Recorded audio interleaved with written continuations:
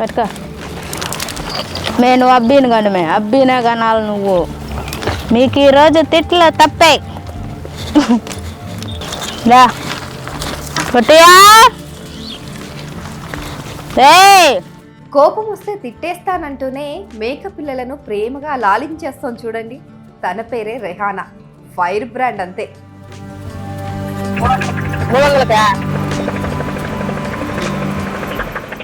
ఇక petrol bunk Krishnaveni. ఎండ వానలు జాంతానై పనియే ఆమెకు ప్రత్యక్ష దైవం. ఎంతమందికి వస్తాయి మీ క్లాస్ లో గర్ల్స్ ఓన్లీ? ఇతర దేశాల కంటే ఎక్కువ తెలివితేటలు కదా. ఇదిగో ఈవిడ జయమ్మ మేడం. పేరుకు ఎంఈఓనే కానీ పిల్లలందరినీ అమ్మలాగే కాచుకుంటుంది.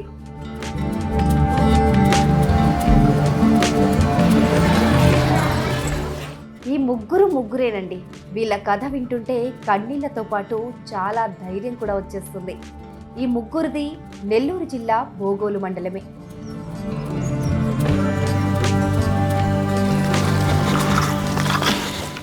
ఇదిగో ఈ పఠాన్ రెహానా ఉందే, తన ముద్దు పేరు రూతు.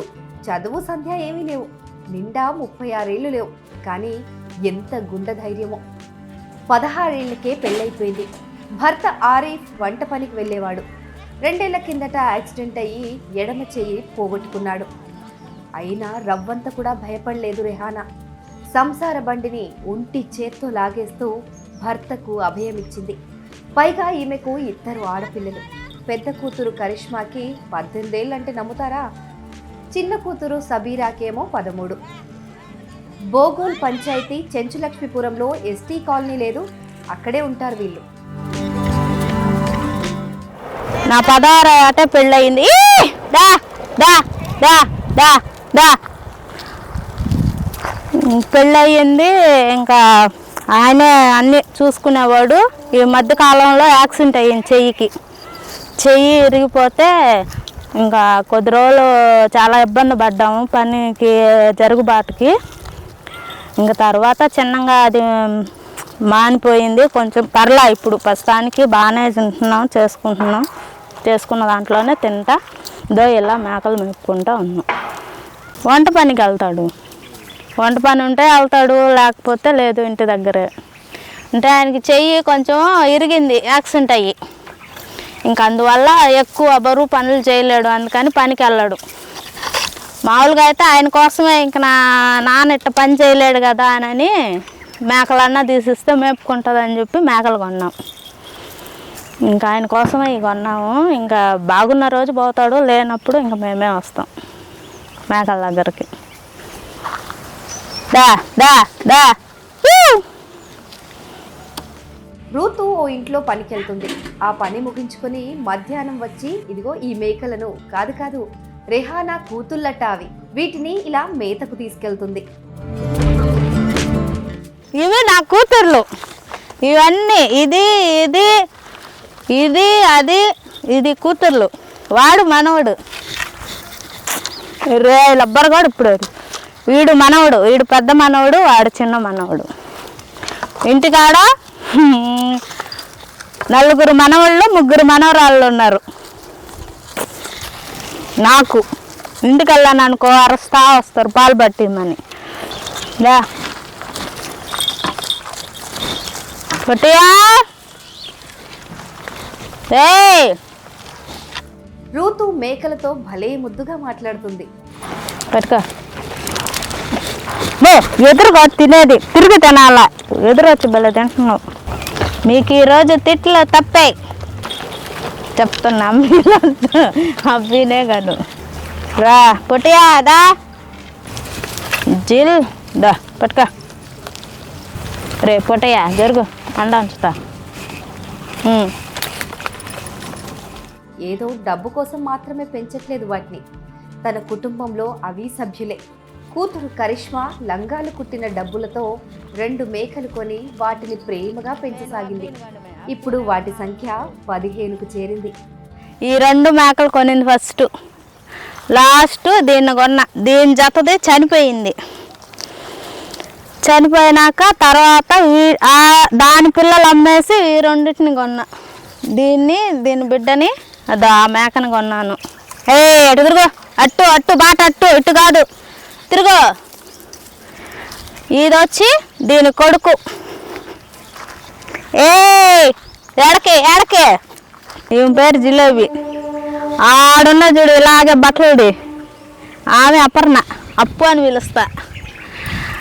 అటు సైడ్ ఇప్పుడు మన ముందు నుంచి వెళ్ళింది కదా, దాని పేరు బంగారి. ఈయన బుల్లిరెడ్డి. అంటే చిన్నప్పుడు నేను ముద్దుగా పెట్టుకున్నా, ఎందుకని ఆమె చెకుముకి చెట్లలోకి వెళ్ళిపోయింది. తన చేతిలోని కమ్మ కత్తితో వేప చెట్టు మెడలు వంచి తన పిల్లల నోటికి అందిస్తుంటే ఒకే వేటుకు యుద్ధం గెలిచిన యోధుల గర్వం కనిపిస్తుంది తన ముఖంలో. తన మాటలు వింటుంటే నిశ్శబ్దం, ఒంటరితనం, ఆ అడవి పొలిమేరలోకి కూడా అడుగు పెట్టవేమో అనిపిస్తుంది. వాటితో కబుర్లు చెప్తూ తన కోసం తెచ్చుకున్న నీటిని, భోజనాన్ని వాటికి కొంత పంచుతూ మురిసిపోతుంది. మా పాప మిషన్ కుట్టేది. ఆ డబ్బులన్నీ అప్పుడు మిషన్ అంటే లంగాలు, మా ఓనర్ వాళ్ళు లంగాల షాప్ పెడితే 3 రూపాయల లెక్కన మిషన్ కుట్టేది. ఇంకా 3 రూపాయల లెక్కన అన్నీ అమ్మేసి ఇంకా ఎంత సంపాదించిన ఇంట్లోకి అయిపోతుంటుంది కదా, ఇంకా అందుకనేసి ఆ పిల్ల 3 రూపాయలన్నీ ఎత్తిపెట్టి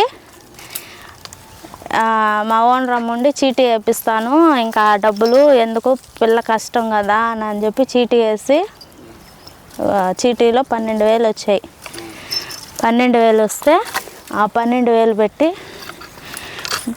మేకలు కొనుక్కున్నాం. అంటే మామూలుగా ఇంకా నాకు 2 ఆడపిల్లలే కదా, అందుకని ఫ్యూచర్లో ఈ ఉంటే ఇది ఉంటుందని మేకలు కొన్నాం. 2 మేకలు కొన్నా ఫస్ట్. ఆ మేకలే పోయిన సంవత్సరం కొంటే ఈ సంవత్సరం ఇన్నయ్యి అయ్యే పిల్లలు అట్టగా వాటిలలో ఒక జత పోతుని అమ్మేసి ఇంకా ఈ 2 మేకలు కొన్నాం. ఆ 2 మేకలని ఇంకా అవి కూడా మన ఇంటి దగ్గరకు వచ్చినాక ఈనేసినాయి. ఇప్పుడు మొత్తం మనకి పిల్లలు ఇవి 10 మేకలు దాకా ఇంటి దగ్గర పిల్లలు ఇవి. ప్రస్తుతానికి వీటిని మేపుతున్నాను. ఇక విశ్వనాథరావుపేటలోని పెట్రోల్ బంకులో టెన్షన్గా టైంకి వచ్చేసి యూనిఫామ్ వేసేసుకొని చకచకా పనులు మొదలెట్టేస్తోందే తను దార కృష్ణవేణి. వయసు 34 ఏళ్ళు. అయితే 14 ఏళ్ల కింద వాళ్ళ ఆయన కామెర్ల బారిన పడి కాలం చేశాడు. అదే రోజు చిన్న కూతురు పుట్టింది. ఇక ఆ తల్లి కష్టం అంతా ఇంత కాదు. బాలింతగా నొప్పులు ఒకవైపు, భర్త లేడన్న వేదన మరోవైపు ఆమెను నలిపేశాయి. రామస్వామి పాలెంలోనే ఆమె అత్తారిల్లు. అందరూ భర్త లేకుండా చిన్నపిల్లల్ని వేసుకొని ఎలా బతుకుతావు, పుట్టింటికి వెళ్ళిపోమన్నారు. కానీ కృష్ణవేణి వినలేదు. అత్తారింట్లోనే ఉండాలని డిసైడ్ అయిపోయింది. భర్త బాధ్యతలన్నీ భుజానేసుకుంది. చిన్నప్పటి నుంచి తెలిసిన వ్యవసాయంలో కూలీగా, భవన నిర్మాణంలో ఇటుకలు మోసే కూలీగా పనికెళ్తూ 2 కూతుళ్లను పెంచుకొచ్చింది. ఉన్నంతలోనే తన బాధ్యతలు నెరవేర్చుకోవాలని పెద్ద కూతురు సంజనకి 17 ఏళ్లు నిండకుండానే పెళ్లి చేసేసింది. చిన్న కూతురు రోహిణి ఇప్పుడు 10వ తరగతి చదువుతుంది. మా కోడలు మా పుట్టింటికి పోవడం, ఒక మంచి చెడ్లు అక్కడ ఉండడం చేయడం ఏమి లే. మమ్మల్ని అందరిని చూసుకుంటా, నా బిడ్డలను చూసుకుంటా. ఆయన చనిపోయినాక ఆమె ఎక్కడికి పోలేదు, ఇంటి దగ్గరే ఉంది. ఏదో పని చేసుకొని బిడ్డలను సాక్కుంటుంది. ఆ పెట్రోల్ అంగటికి పోయి ఏదో పని చేసుకొని వచ్చి సాయంత్రానికి ఆ బిడ్డలకు పోబెట్టుకొని ఏదో ఉన్నదే ఇది చేసుకొని వాళ్ళని హై స్కూల్ కాడికి పంపిస్తే ఆమె పోయి వచ్చినాక ఈయన పోబెట్టుకుంటారు. నేను వాళ్ళని కనిపెట్టుకొని ఉంటాను. ఒక ఆమెకు పెళ్లి చేసింది అట్నే ఎన్నో కష్టాలు పడి. ఆమె ఆడకి పోదు, అందరూ వెళ్ళిపోవడం ఏదేదో అవుతుంది, అట్లా చేయదు, ఇంటికాడే ఉంటుంది మమ్మల్ని కనిపెట్టుకొని. 3 ఏళ్ల క్రితమే భారత్ పెట్రోల్ బంకులో పని కుదుర్చుకుంది కృష్ణవేణి. అత్తకు కొడుకు లేని లోటు తీర్చేస్తోంది. ఇంట్లో పనులన్నీ ముగించుకొని టైముకు తన డ్యూటీకి మాత్రం వెళ్ళిపోతుంది.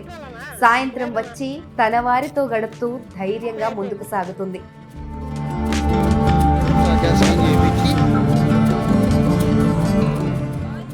ఇక ఇక్కడ చూడండి, పిల్లలంతా ప్రేమగా చుట్టుముట్టుకున్న ఈమె పేరు జయమ్మ. అందరికీ జయమ్మ మేడం అనడం అలవాటు. భోగోలు తహసీల్ ఎంఈఓ ఈవిడ. విద్యార్థుల కోసం రోజు 40 కిలోమీటర్లు బస్సులో అప్ అండ్ డౌన్ చేస్తూ సహనమంతా తన సొంతం చేసుకున్న సరస్వతిలా కనిపిస్తుంది.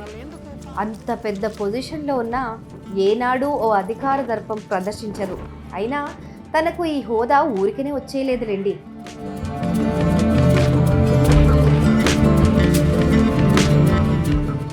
పంతొమ్మిది 1996లో డిఎస్సి క్వాలిఫై అయిన తర్వాత మర్రిపాడు మండలం చుంచులూరు జెడ్పీ హై స్కూల్లో టీచర్గా మొదటి పోస్టింగ్ జరిగింది. తర్వాత 16 ఏళ్ళు స్కూల్ పిల్లలే తన కన్న బిడ్డలుగా చూసుకున్నారు ఆవిడ. అయితే అప్పుడు 2012లో నెల్లూరు జిల్లాలోని దగదర్తి తహసీల్లోని జెడ్పీ హై స్కూల్లో హెడ్ మిస్ట్రెస్గా ప్రమోషన్ వచ్చింది. 11 ఏళ్ళు విద్యార్థుల పురోగతికి తను చేయని కృషి లేదు. ఎట్టకేలకు 2023వ సంవత్సరంలో నెల్లూరు జిల్లాలోని బోగోలు తహసీల్లో ఎంఈఓగా ప్రమోషన్ వచ్చింది.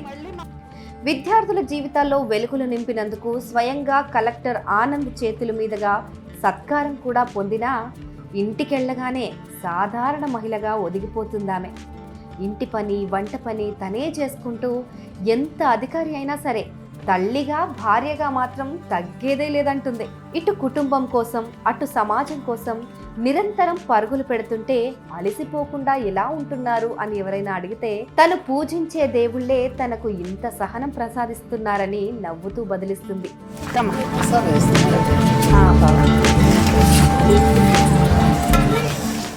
ఇక స్కూల్ ఇన్స్పెక్షన్స్కి వెళ్ళినప్పుడు కాసేపు పిల్లల్లో చిన్న పిల్లలా కలిసిపోతూ వారిలో ఉత్సాహాన్ని నింపుతుంది. ఒక అధికారిలా కాదు, టీచర్గా, ఫ్రెండ్గా వారి ఇబ్బందులు తెలుసుకుంటూ జీవితంలో ఎలా ఎదగాలో ప్రేమగా నేర్పిస్తూ తన జర్నీ కొనసాగిస్తోంది.